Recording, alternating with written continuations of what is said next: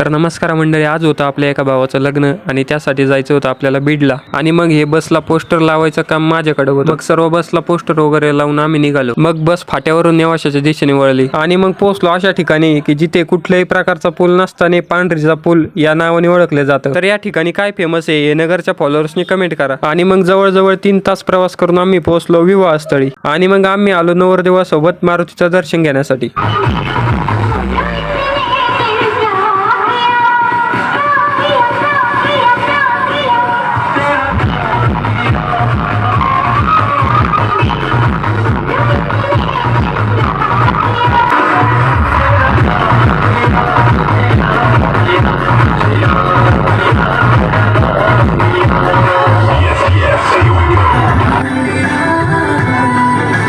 तर हे बीडमधल्या आष्टी तालुक्याचे माजी आमदार होते. त्यांनी समाजाला साध्या पद्धतीने लग्न करायचा संदेश दिला. समाजाने साध्या पद्धतीने लग्न करावे.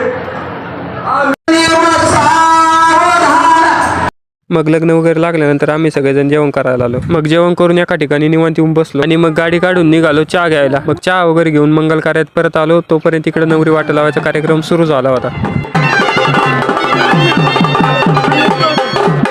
मग नवरदेव नवरी वाटा लावून आम्ही आलो बसमध्ये बसायला आणि मग निघालो घराच्या दिशेने.